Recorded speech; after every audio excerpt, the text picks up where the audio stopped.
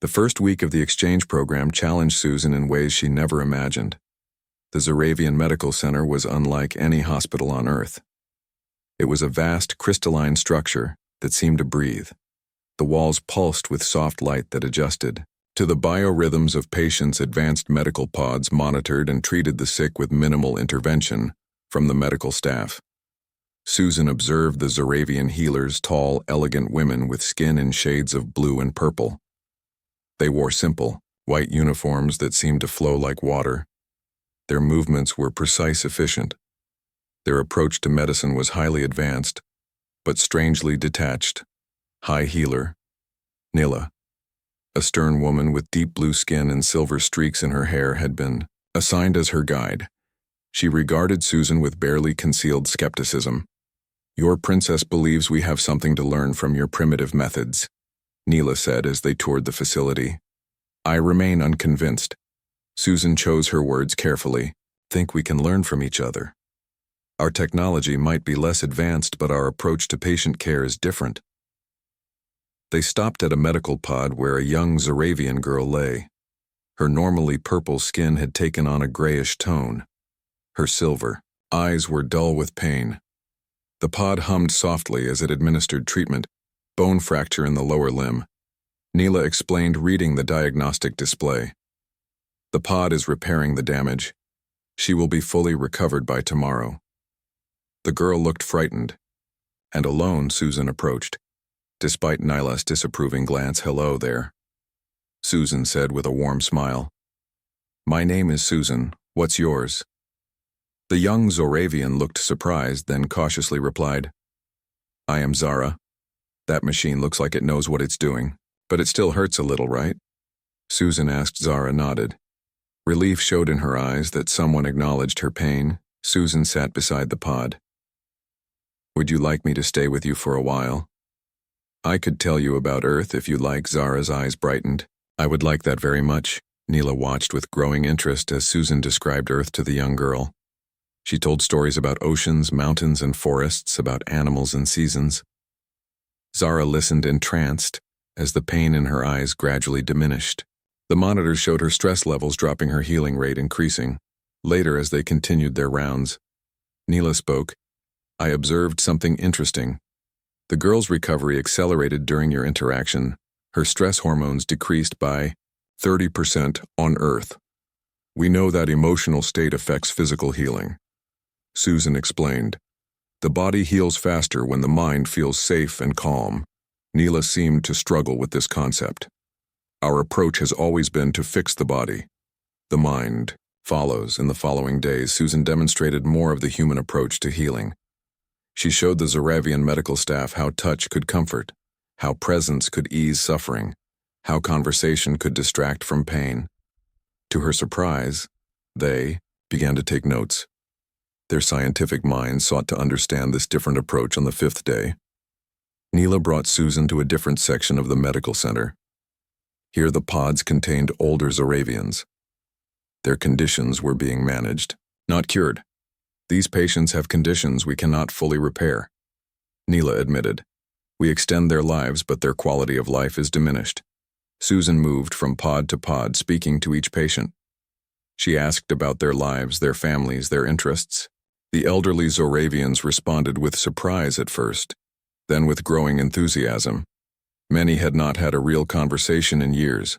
The medical pods maintained their bodies, but their minds had been neglected. By the end of the first week, a subtle shift had occurred. The Zoravian medical staff began to spend more time talking to patients. They started to incorporate emotional well-being into their treatment protocols. Nila herself had been observed sitting with patients, telling them about the treatment process, answering their questions. Princess Lyra visited the medical center to observe the progress. She found Susan in the pediatric ward reading stories to young Zoravian children. "You have made quite an impression," Lyra said after the storytelling session. Susan smiled. "Your people are quick learners. They understand the science of healing so well. Now they're beginning to understand the art of it." Lyra nodded. "There is resistance from some quarters," she admitted. The older members of the council fear change. They worry that embracing human methods might make us weak. Compassion isn't weakness, Susan replied. It's strength of a different kind. As they walked through the gleaming corridors, Susan noticed something new. Zoravian healers were touching patients' shoulders, reassuring them with gentle words. The medical center felt warmer, somehow less sterile. A blend of advanced technology and human connection was emerging. This is only the beginning, Susan thought. The exchange of knowledge between their species had started with medicine, but she suspected it would expand to other areas. The boundaries between their worlds were beginning to blur, creating something new, something better. The royal gardens of Zoravia stretched for miles, filled with plants that defied earthly classification. Some floated in midair, others sang softly in the evening breeze. Susan wandered through this alien paradise, marveling at each new discovery. After 2 weeks on this world, she still found herself overwhelmed by its beauty and strangeness. She paused beside a pool where luminescent creatures that resembled a cross between fish and butterflies danced through the water. Their movements created patterns of light that rippled outward, finding peace among the Calidra. "I see," a voice said behind her. Susan turned to find Commander Alara approaching. Her elaborate gold armor had been replaced with a simple white robe. Her expression seemed less severe than during the council meeting. "Commander," Susan said with a respectful nod. "The gardens are beautiful. They were designed by my ancestor," Alara replied. "The first Alara created this place as a living memory of our original homeworld, before the Great Migration." They walked together in silence for a time. Susan sensed that the commander had sought her out for a reason. "I have been observing your work at the medical center," Alara finally said. "The high healer Neela reports significant improvements in recovery rates, especially among the elderly and the young." Susan smiled. "I'm glad to hear that. I find myself curious," Alara continued. "How did humans discover these methods? Your technology is primitive compared to ours. Yet in this one area, you seem to have advanced beyond us. It's not advanced," Susan replied. "It's ancient. Humans have always known that emotional well-being affects physical health. For most of our history, it was all we had. When someone was sick, we could only comfort them, be with them, make them feel less alone. It was only recently that our technology began to catch up with our compassion." Alara considered this as they continued walking. "Our path was different." She acknowledged our ancestors faced a dying world, harsh conditions that demanded logical thinking and technological solutions. Emotions were seen as a luxury we could not afford.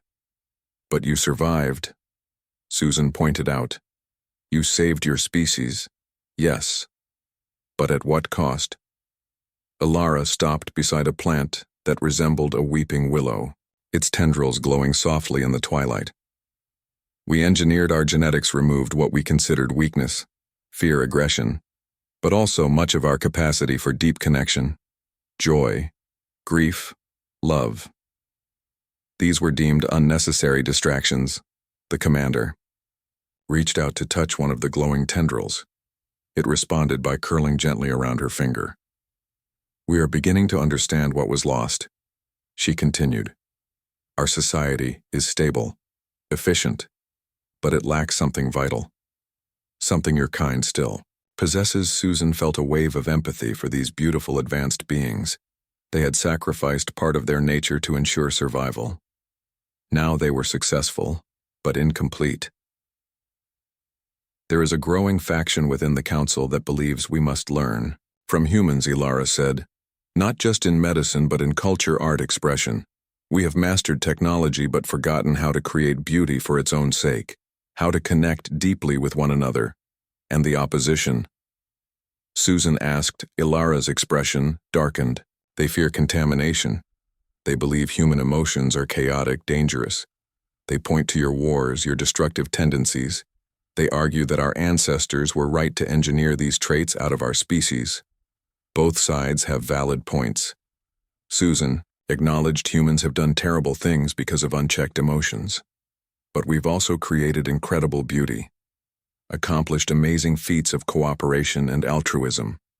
The capacity for both exists within us."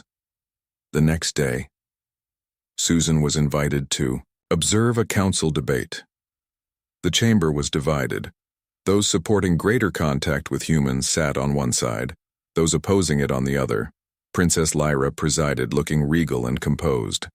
The human experiment has shown promising results in the medical field, Counselor Vela argued.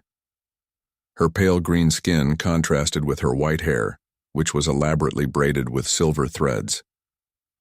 Perhaps we should expand the exchange to include other areas. Counselor Zarin, an elderly Zoravian with dark purple skin, rose in opposition. The medical benefits are noted but limited, she countered. Bringing human influences into our society risks destabilizing a system that has served us for millennia. Their emotional nature, their impulsiveness, their violence. These are traits our ancestors worked hard to eliminate. The debate continued, each side presenting logical arguments. Susan watched, fascinated by their process. Even in disagreement, the Zoravians remained respectful, analytical. There was no shouting, no personal attacks, just a methodical examination of the issues. Eventually, Princess Lyra raised her hand for silence. The council has heard arguments from both sides, she announced. We will now vote on whether to expand the human exchange program beyond medicine. Susan held her breath as the counselors cast their votes through the glowing panels before them. The results appeared as a shimmering display above the center of the chamber. By a margin of 3 votes, the motion passes. Lyra declared the exchange program will be expanded to include cultural, educational, and artistic elements. Susan felt a wave of relief and excitement. This meant she would have the opportunity to share more of humanity with these remarkable beings and perhaps bring back to Earth some of the wisdom and perspective of the Zoravians. As the council dispersed, Commander Alara approached Susan. A narrow victory, she remarked, but sufficient. The opposition will accept the decision. They respect the process, even when they disagree with the outcome. That's something humans could learn from you, Susan replied. On Earth, our political processes are often less civil. Perhaps we have more to teach each other than either side realized, Ilara said with the faintest hint of a smile. The cultural exchange expanded rapidly. As word spread through Zoravian society about the human visitor, scholars, artists, and scientists requested meetings with Susan. She found herself speaking to groups large and small, explaining human concepts, that the Zoravians found fascinating art created for emotional impact rather than function music that stirred feelings, literature that explored the depths of human experience. 1 month into her stay, Susan was invited to the Zoravian Academy of Arts, a massive crystal and metal structure that housed the collected artistic achievements of their civilization. The director, a tall, elegant Zoravian named Mira, led her through galleries of technical perfection, sculptures of mathematical precision, paintings that captured reality with photographic detail. Your artists are incredibly skilled, Susan commented as they walked. But I noticed something. What do you observe? Mira asked. There's no abstraction, no expressionism, no art that attempts to capture feelings rather than reality. Mira nodded thoughtfully. The purpose of art is to represent reality with accuracy, she explained. Why would one deliberately distort what is? Susan smiled. Because sometimes distortion expresses a deeper truth, the way something feels rather than how it appears. The next day, Susan arranged for Princess Lyra to help her access Earth art through her ship's database. She created a presentation for the Zoravian artists showing the evolution of human art from realistic cave paintings to Renaissance masterpieces to the emotional explosions of expressionism, abstract art, and beyond. The Zoravians watched with growing fascination. Many seemed confused, even disturbed by the chaotic nature of modern art. But others leaned forward, eyes wide with interest.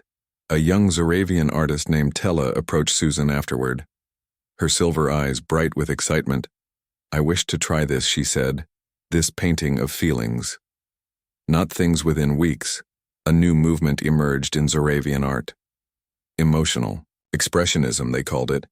Young artists began creating works that broke with thousands of years of tradition, splashes of color, abstract forms, paintings that attempted to capture sensations and emotions rather than physical reality. The older generation largely criticized these works as flawed and pointless. But the youth embraced the freedom it represented. The cultural exchange flowed in both directions as well. Susan learned about Zoravian music, which was based on mathematical patterns that created harmonies humans had never conceived. Their literature focused on the collective rather than the individual, exploring complex social structures and philosophical questions about existence. Princess Lyra hosted weekly dinners where Susan met with different groups of Zoravian society. Each conversation revealed new aspects of their civilization and opened new avenues for exchange. Not everyone approved, of course. The opposition faction on the council, led by Councillor Zarin, continued to argue that human influence would destabilize their carefully balanced society.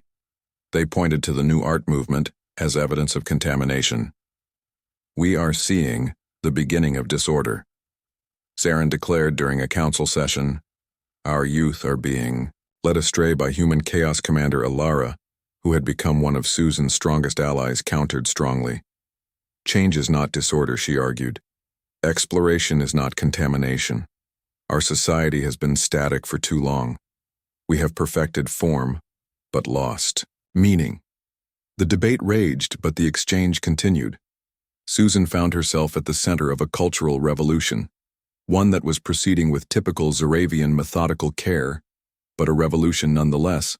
6 weeks into her stay, Susan was invited to participate in a traditional Zoravian ceremony, the Festival of Light, a celebration marking the alignment of their 3 moons. Princess Lyra provided her with special ceremonial robes designed to fit her human form. The soft purple fabric shimmered in the light. "This is a great honor," Lyra explained. "No outsider has ever participated." The ceremony took place in a vast amphitheater.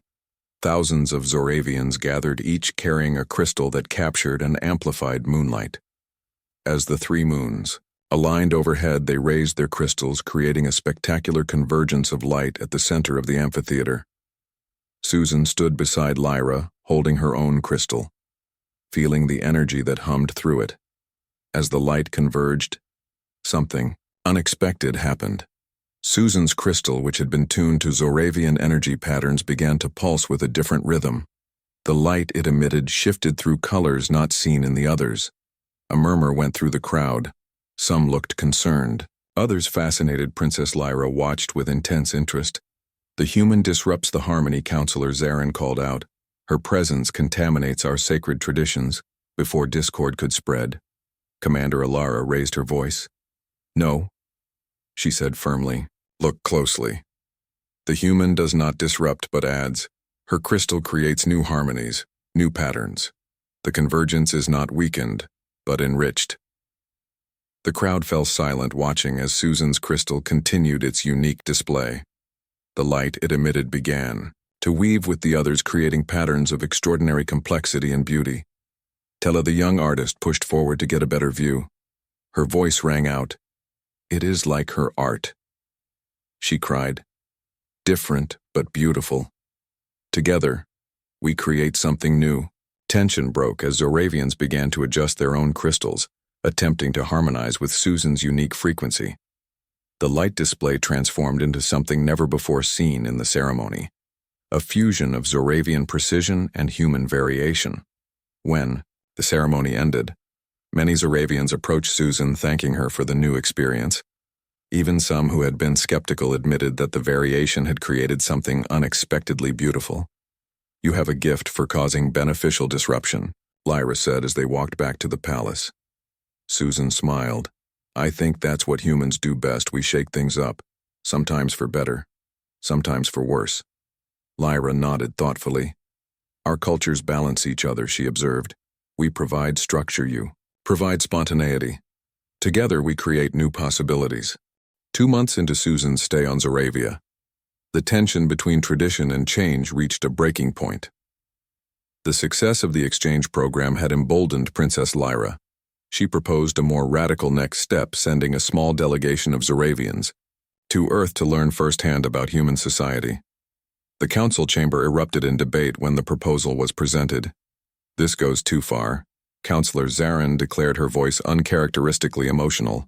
"Our ancient laws forbid revealing ourselves to primitive species." The human Susan was an exception brought here under controlled conditions, but to send our people to Earth risks exposure of our existence to their entire species. Commander Alara rose to support the princess. "Our observers have monitored Earth for centuries," she noted. "They maintain perfect secrecy. A small delegation using our cloaking technology would face minimal risk of detection." The debate continued for hours, growing increasingly heated by Zoravian standards. Susan watched with concern. The division within the council seemed deeper than ever. When the final vote was tallied, it revealed a council perfectly divided. 18 in favor, 18 against. With no majority, Princess Lyra's proposal could not proceed. Lyra accepted the decision with grace, but Susan could see the disappointment in her silver eyes. Later that evening, as they walked through the palace gardens, Lyra confided in Susan, "I believe this exchange is the most important development in our civilization. In millennia," she said. "But half our leadership remains fearful of change. It's understandable." Susan replied, "Your society values stability, predictability. Humans represent chaos. To them."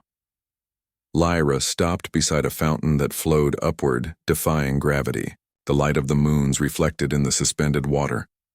"Perhaps chaos is what we need," she mused. "Our perfect order has become stagnation." The next morning brought alarming news. A group of young Zoravians led by Tella, the artist, had taken matters into their own hands. They had boarded a small scout ship and departed for Earth without authorization. The council was hastily convened. Councillor Zarin was furious. "This is the result of human contamination," she declared. "Our youth corrupted by impulsive behavior. It is exactly what we feared." Princess Lyra remained calm. "We must retrieve them immediately," she said. "Their actions were wrong but understandable. The fault lies not with human influence but with our own rigidity." A tracking team was dispatched, but encountered a problem. The rogue ship had activated advanced cloaking technology. They could approximate its trajectory toward Earth, but its exact location was uncertain. Susan realized she might be able to help. "I know Tella well. She told the council she and I discussed Earth many times. She was particularly interested in our art museums. If they go to Earth, that's where they'll go." Based on Susan's insight, the tracking team narrowed their search. They located the rogue ship approaching, a major Earth city with several famous art museums. "They have not yet landed," Commander Ilara reported, "but they will within hours. We must intercept them before they make contact with humans. I should go with the retrieval team." Susan suggested I can help communicate with them, convince them to return. "It is too dangerous." Lyra objected. "I'm the reason they're going there."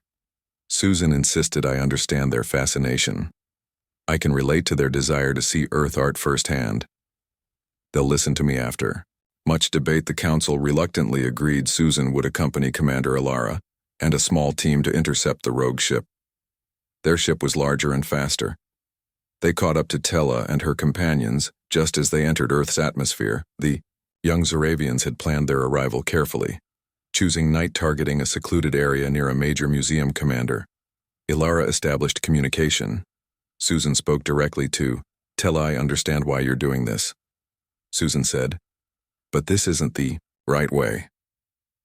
This unauthorized visit could jeopardize everything we've worked for.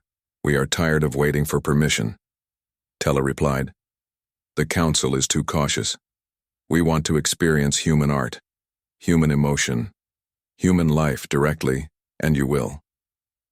Susan promised, "But not like this. Not by breaking laws and risking exposure. Give us time to build proper bridges between our worlds." There was a long silence. Then Tella responded, "The council will punish us. I will speak for you," Susan assured her. "So will Princess Lyra and Commander Ilara. Your desire to learn is not wrong. Only your methods. After tense negotiations, the young Zoravians agreed to dock with the retrieval ship.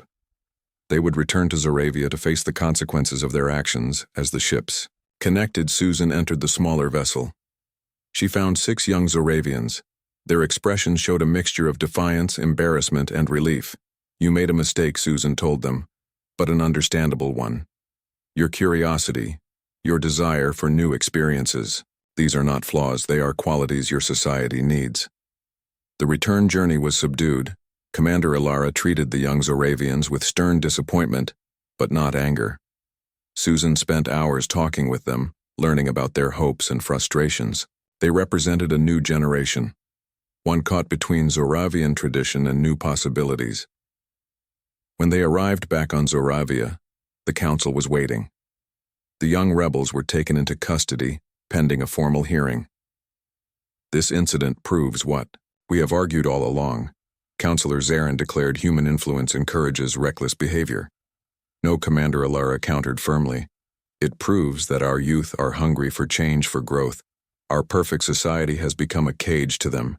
They see in humanity not chaos but vitality.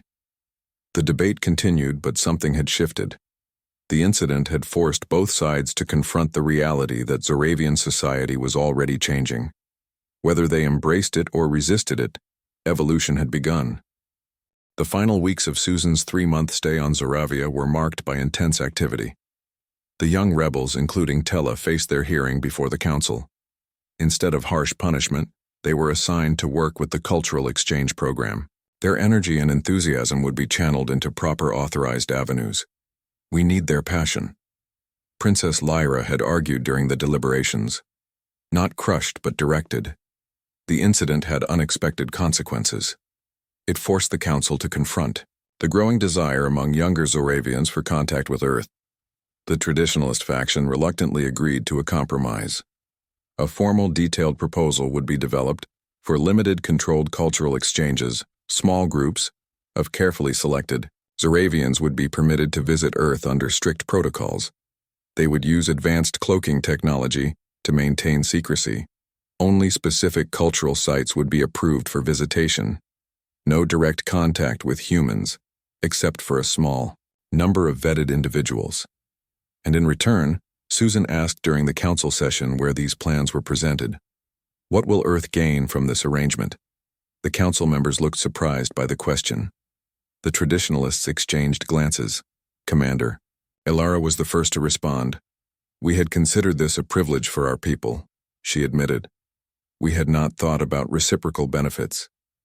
Susan smiled gently.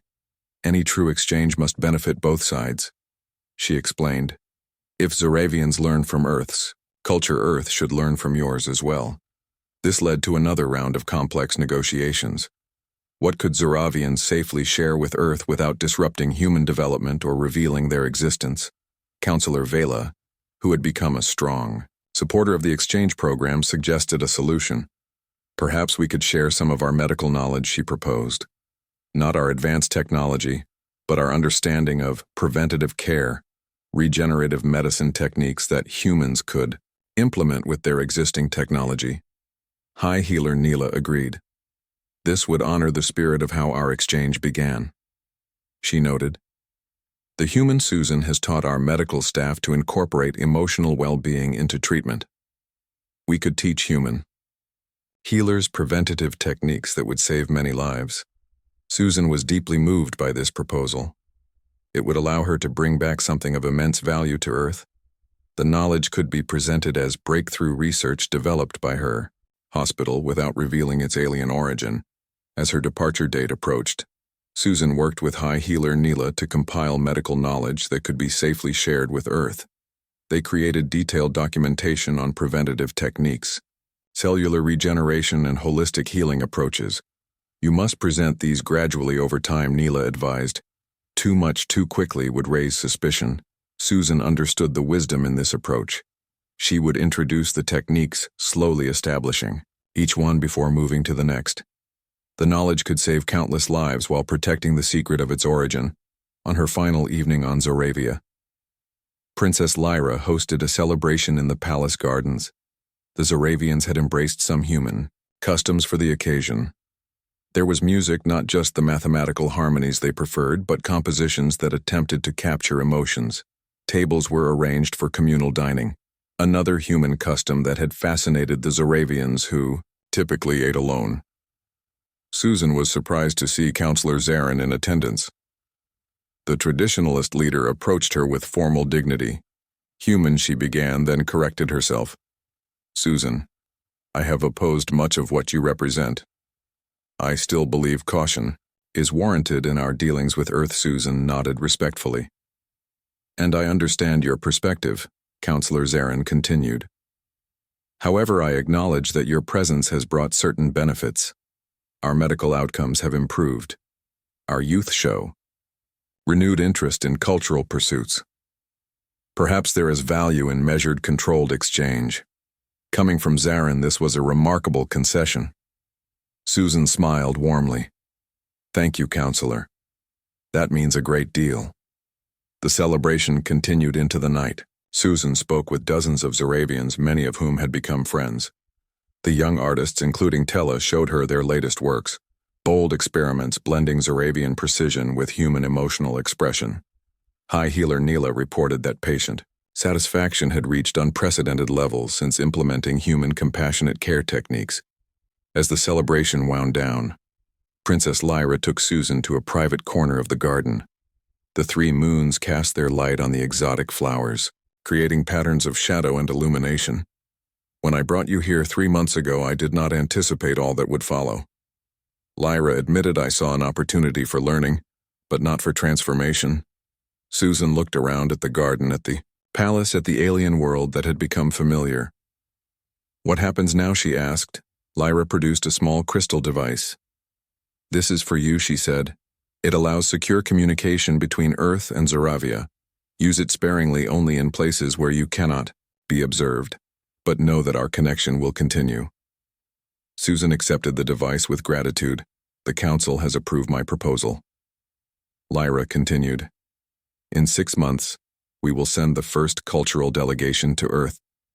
Small, carefully selected, guided. By your recommendations, Susan felt a wave of emotion. She had come to love this world, these people. Their society was different from humanity in countless ways, yet she had found connection, understanding, friendship. I will miss you all, she said simply. The next morning, a small group gathered to witness Susan's departure. Commander Alara would escort her back to the exact location where she had first encountered Princess Lyra. Her memory would not be altered, a significant concession from the traditionalists. She would return with the medical knowledge and the communication device, but otherwise no evidence of her extraordinary journey. Before boarding the ship, Susan embraced Princess Lyra. A human gesture the Zoravian had come to appreciate. You have changed, us, Lyra said, and you have changed me, Susan replied. The journey back to Earth was quiet. Susan and Commander Alara spoke little, both lost in their own thoughts. As they approached the mountain path where it had all begun 3 months earlier, Alara finally broke the silence. I did not believe it was possible, she admitted, for a human to understand us, to bring value to our civilization. I was wrong. Susan smiled. We have more in common than differences. Our paths diverged, but perhaps they're meant to converge again. The ship landed cloaked from human detection. Susan gathered the few possessions she would take back, including the disguised medical knowledge and the communication device. She stepped onto the mountain path, the familiar earth, air filling her lungs. Commander Alara remained at the ship entrance until we meet again, human, she said with the faintest smile. Susan watched as the ship door closed, as the vessel shimmered and disappeared into the sky. She stood alone on the mountain, path exactly where she had been 3 months ago. Yet everything had changed.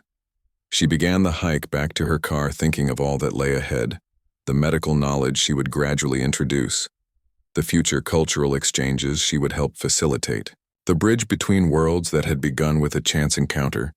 Somewhere above her, hidden from human detection, Princess Lyra's ship prepared to return to Zoravia. The alien princess looked down at the small blue planet with new understanding. Her unauthorized expedition had evolved into something far more significant than she had imagined. A first step toward a future where humans and Zoravians might someday openly share their knowledge, their art, their perspectives. The princess had returned with a human, and everything had changed.